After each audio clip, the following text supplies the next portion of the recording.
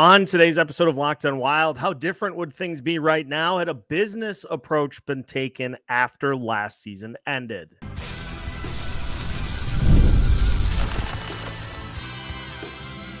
You're Locked On Wild, your daily podcast on the Minnesota Wild, part of the Locked On Podcast Network, your team every day. What's happening, everybody? Welcome into another episode of Locked On Wild, your daily Minnesota Wild podcast, part of the Locked On Podcast Network, your team every day. Thank you, as always, for making Locked On Wild your first listen each and every day. Make sure you subscribe on YouTube and your favorite podcast platforms so you don't miss out on any new episodes throughout the week. Today's episode of Locked On Wild is brought to you by FanDuel. Make every moment more. Right now, new customers get $150 in bonus bets with any winning $5 bet. That's $150 with any winning $5 bet. Visit FanDuel.com/lockedon to get started. On today's episode of Locked On Wild, we take a look at how things may have been different at this point in the offseason. Had the Wild taken a more business-like approach to handling a few extensions, and some that could also be struck going forward.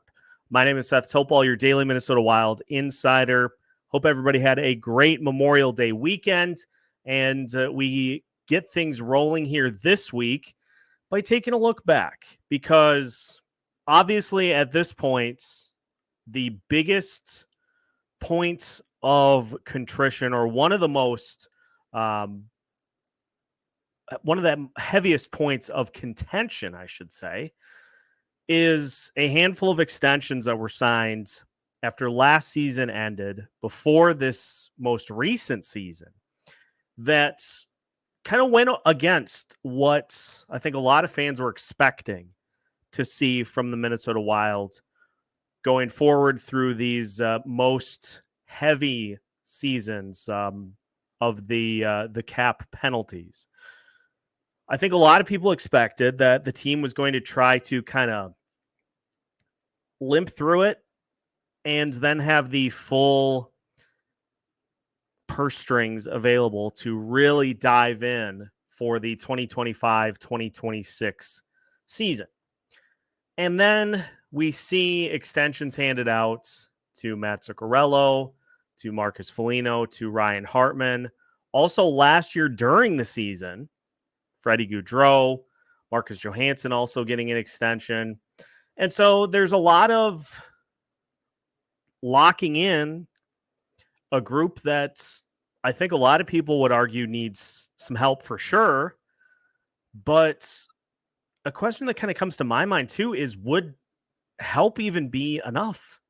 Would help even be enough for this group to elevate and get to the level that many of us hope that they will get to at some point?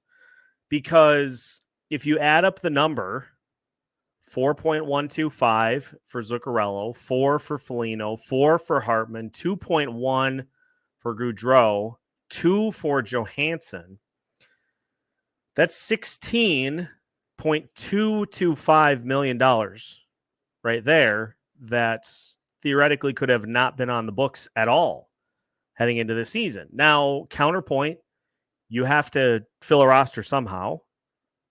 Counterpoint,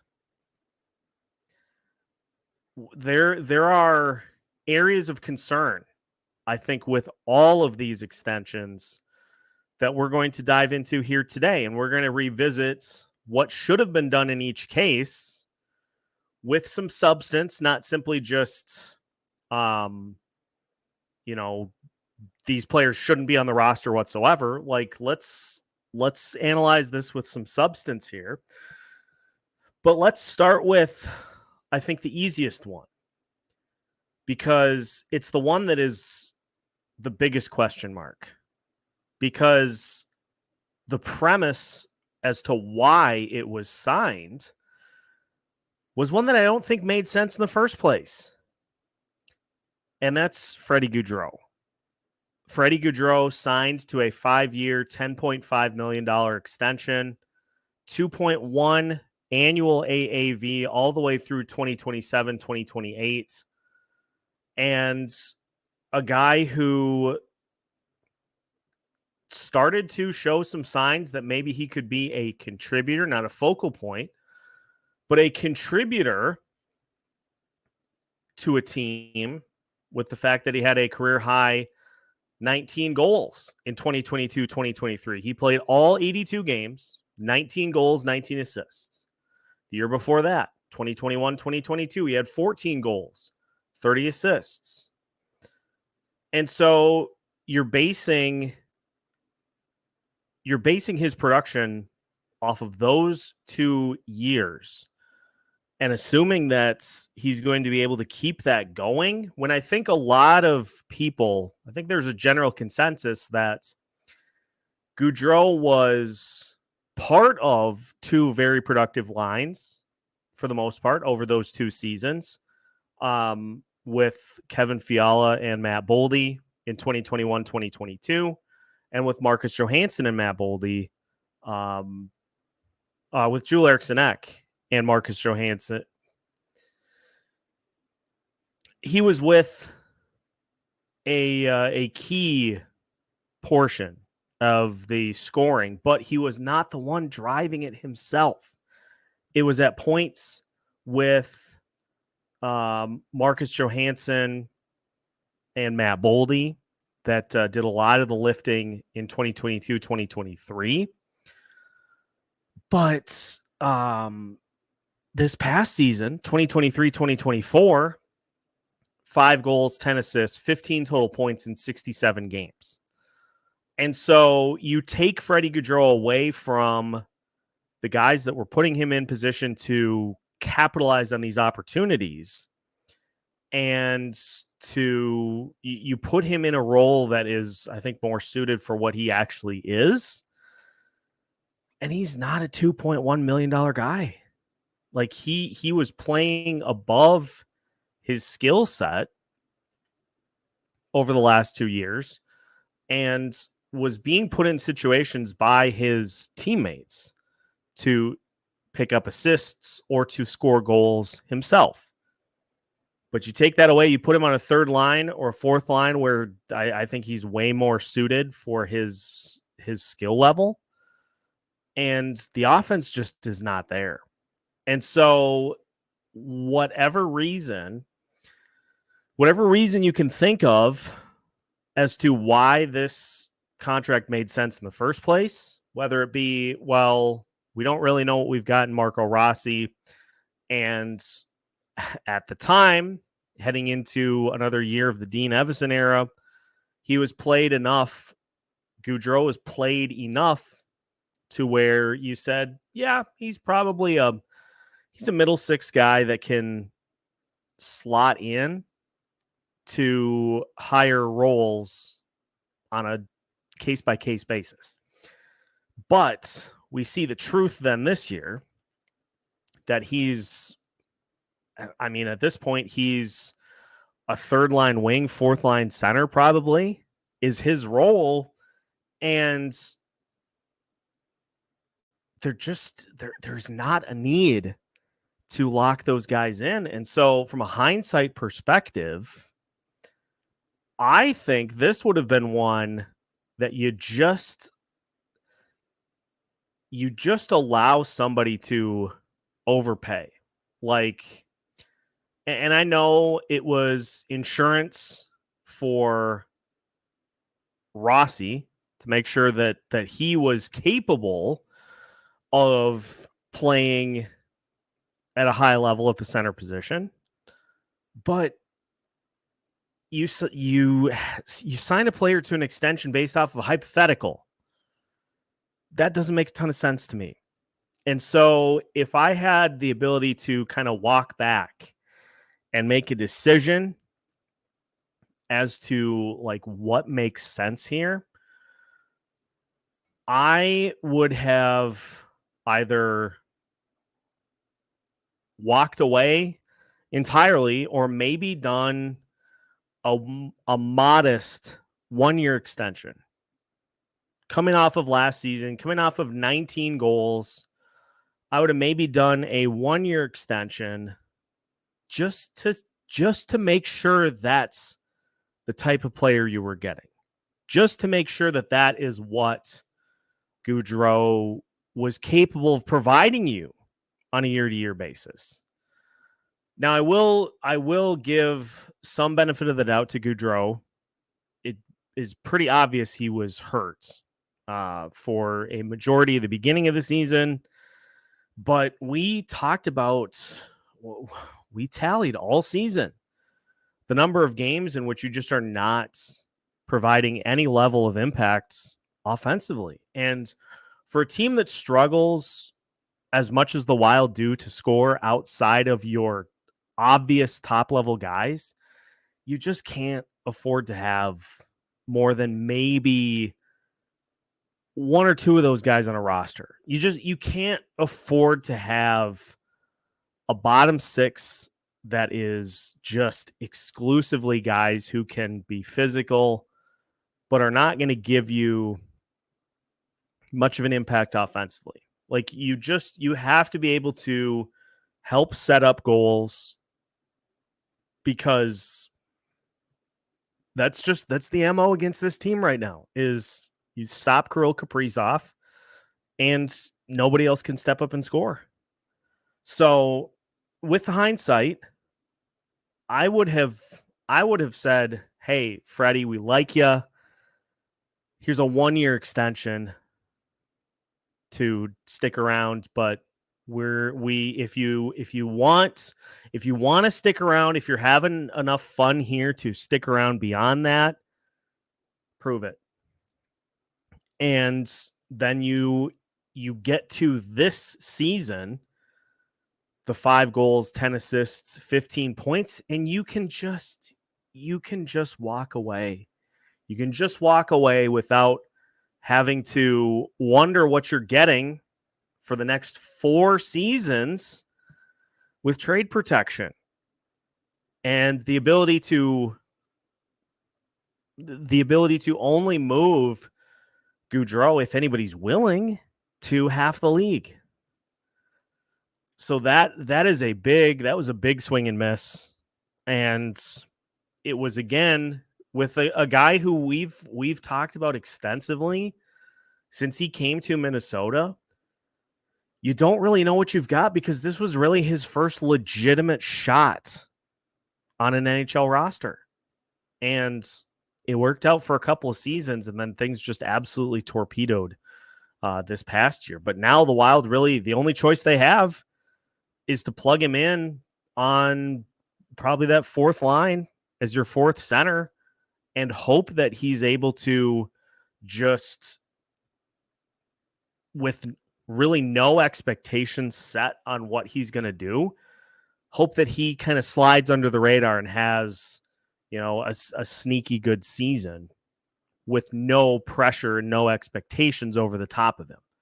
But you get another season of this, and then it gets to where you have 2 buyouts come off the books, and you are maybe having to look at adding one back in next June. So that's the toughest one, I think, right off the bat. Now let's talk about the big 3 when we come back. We'll talk about Mats Zuccarello, Marcus Foligno, and Ryan Hartman. And then we'll finish the show today taking a look at a couple of guys who will become due for extensions once this season is done. We'll talk about all that as we continue today's episode of Locked On Wild after this. Today's episode of Locked On Wild is brought to you by FanDuel. Folks, it's winner take all time in the NBA and the NHL, and FanDuel is giving you a shot to bring home a big win of your own. Right now, new customers get $150 in bonus bets with any winning $5 bet. That's $150 to bet on spreads, money lines, player props, and more. The Minnesota Timberwolves, with their backs against the wall as they try to dig out of a 3-0 hole against the Dallas Mavericks. And if you feel like putting a little something on that game to maybe cash in and come away with those bonus bets. The Minnesota Timberwolves are 2-point underdogs to Dallas tomorrow night. They are plus 108 on the money line. The over-under is set at 210. So maybe go over. These games have certainly had no problem hitting that over. So maybe that's your best bet for tomorrow night's game between Dallas and Minnesota. Either way, make sure you head to FanDuel.com/lockedon to make every playoff shot count. FanDuel, America's #1 sportsbook. Welcome back to today's episode of Locked On Wild. Once again, we thank you for making Locked On Wild your first listen each and every day. We'll have Alex Micheletti on for tomorrow's episode. We'll take a look at the World Championships as well as some key dates coming up for the offseason as we continue to move through the Stanley Cup playoffs. And for those that have voiced some concerns, we will be getting back to live content here as soon as possible. We'll be getting back to more lives on YouTube. I know I've had a lot of people that have voiced displeasure as to not having had those here over the last couple of weeks. So I hear you. I acknowledge the frustration, and we'll get back to that as soon as I'm able. Let's take a look at the big three here for contracts. And Mats Zuccarello is, I think, the most interesting one because Zuccarello signed the 2-year extension after last season. He took a pay cut to come back. So that part is okay. But it all depends kind of on what you think of what we are going to get from Zuccarello going forward. It is undeniable that Zuccarello's production after he was split up from Kirill Kaprizov nosedived. If we go back to the let's use after the All-Star break for a barometer, February 7th, that first game after the Minnesota Wild debuted that Kaprizov, Boldy, Eriksson-Ek line. Zuccarello finished the season, the final 29 games of the year. He had 24 total points, but just 4 goals. He had 20 assists in those 29 games and had 4 goals. Now, if we kind of do this month by month, if we go March 1st to the end of the year, Zuccarello had 1 goal and 12 assists, 13 total points from March 1st to the end of the year. That was 18 games. Let's go to March 15th. March 15th to the end of the season, 12 games. Zuccarello had 1 goal and 8 assists. And if we go April 1st to the end of the season, Zuccarello, 1 goal, 6 assists, 7 points in 6 games. The production from 2 years ago to this past year took a hit. And you wonder, a couple of things come to mind here for me. Age, he's 36, and at some point, the skill just starts to decline. It happens to everybody. Not everybody is going to be able to be playing at a decent level into their 40s. Look at Alex Ovechkin this past year.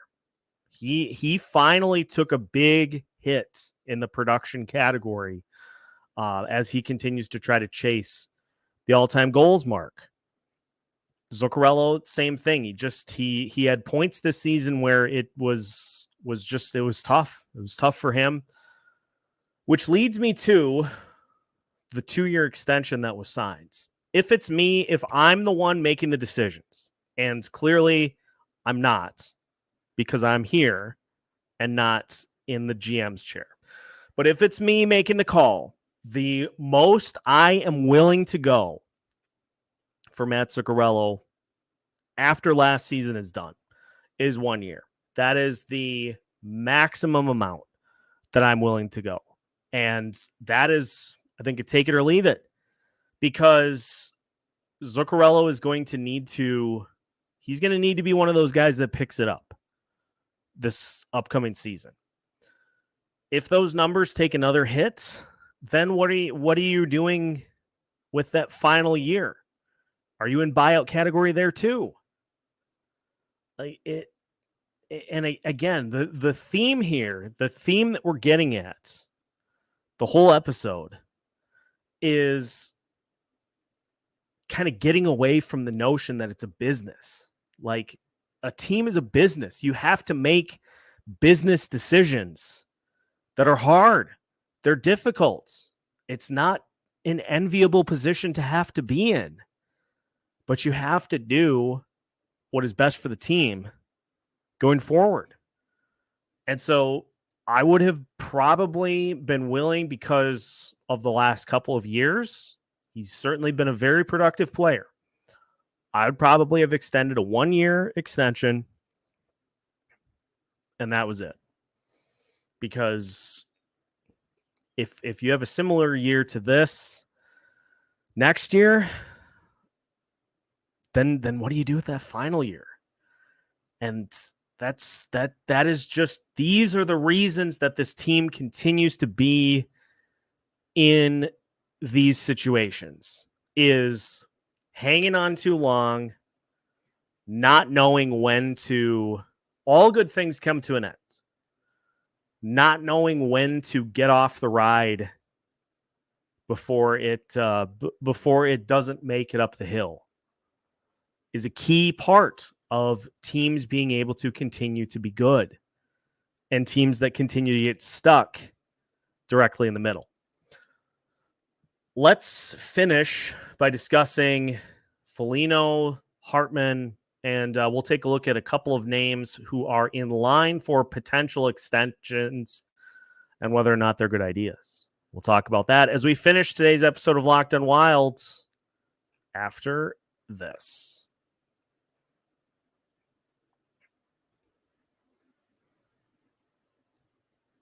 Final segment of today's episode of Locked on Wild. Once again, we thank you for making Locked on Wild your first listen each and every day. For tomorrow's episode, again, we'll be joined by Alex Micheletti for his usual weekly appearance, but obviously with it being Memorial Day today, wanted to get an opportunity to enjoy the long weekend. And so we'll have Alex on tomorrow. We'll have that ready for you and ready to rock first thing in the morning. So tune in for that. And again, make sure to hit that like button if you have not already and you're watching on YouTube.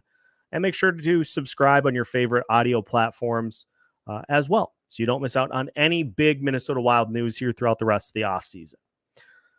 Marcus Foligno got the 4x4, the 4-year, $4 million per after this past season. And actually signed it just before last season started. That was another part of this. Forget that all of those were signed before last season. But again, same theme. What should this team be doing in these situations? Let's look at the facts with Foligno. He played 82 games with the Minnesota Wild in 2018-2019. He has not played in 82 games since. Now, there are some shortened seasons that have been in these last few. Highest amount of games he's played in a season was 2021-2022 when he played 74. That was obviously his career high in goals with 23, career high in points with 42. He's a plus 25 on the season. 2 years ago, he played in 65 games. Last year, he played in 55 games. And this is, I think, kind of the rub. This is the point of contention with Foligno, is what he brings to the team is valuable physicality and presence, but that only helps the team when he's on the ice. And because of the style that he plays, he has been more prone to missing games. And so what he brings, same story here. I think I would have been willing to probably go 2 maximum in this situation. But again, like this is a team that I think you can find the guys that bring that like bottom 6 energy and toughness and the stuff on the ice. You can find those guys and add them into your mix to protect your core and to build around your core. And so I kind of tend to side with everybody who's saying, you know, why bring any of them back? Because I think the opportunity, and I've said this a million times, I think the opportunity just was there after last season ended for just a reevaluation of where things are at and where they're going, as opposed to just, if you put new batteries in a broken alarm clock, it's still a broken alarm clock. At some point, you have to look at the clock itself to see if you need to buy a new one. Like it comes down to your belief in whether or not this group, at this point though, with the extensions, it's more like one player in the $6 or $7 million range as opposed to two. $16.225 million. Keep that number in mind. $16.225 million. And that's not counting Marc-Andre Fleury. If you add Fleury into the mix, that's another 2.5. So that's 18.725. That would have just been off the books. And from a free agent standpoint,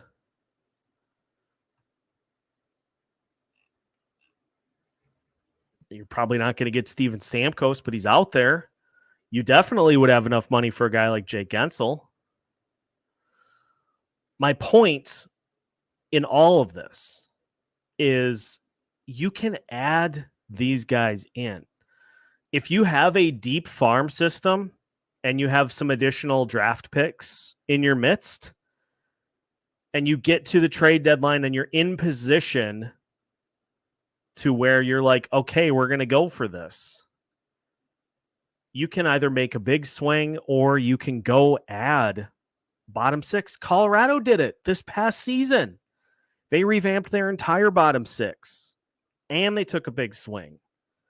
But they did that because they have an established core that is capable of winning and that just needed a few pieces. Now, how'd it work out for Colorado in the long run? Well, that's a fair point. But how do we feel about the Colorado Avalanche on a year-by-year basis? They are definitely a contender. Establish your core, build around that core. And for Ryan Hartman too, I probably cut the deal in half. I know people just roll their eyes at Ryan Hartman, and if his penalty numbers come down, he has produced goals over the last few seasons. Hartman is probably near the bottom of the list for me in terms of issues I take. If you pull a couple of extensions off of this pile, I think people have far fewer issues with Hartman. But again, I would have probably gone 1 or 2 years max. That's about all I would have been willing to go. And trade protection, forget it. That's That is not how a business operates. Because a business in sports, you sometimes have to rapidly pivot. And you can't do that with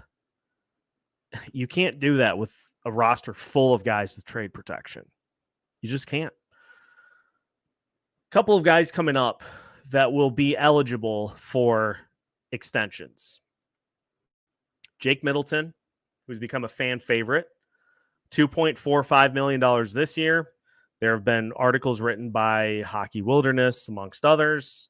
Marco Rossi, I think, has even said it as well. Do not be surprised if don't be surprised if there is an extension done for Jake Middleton at some point here in the near future. Now, Middleton is a physical defenseman.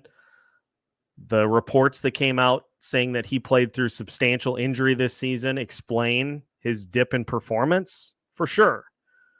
But again, like, the Wild continue to prop up a core that I don't think if you add a $6 million player into this mix as like a second line or a top line forward, and then you have a natural shift down for your second line, is that a team that's going to win a playoff series? I still say no.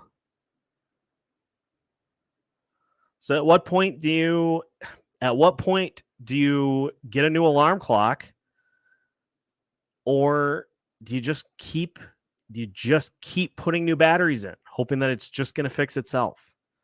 Like, I'll let you decide, because I think we kind of saw the ceiling of what this core group is capable of, and have just tried to repeat it now for 2 straight seasons, and it hasn't worked. So we'll continue to look into this throughout the rest of the offseason.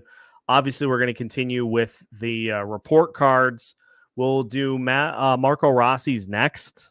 That'll be coming up for you probably Wednesday. So we'll have Marco Rossi's report card for you. And we'll also take a look at more draft picks.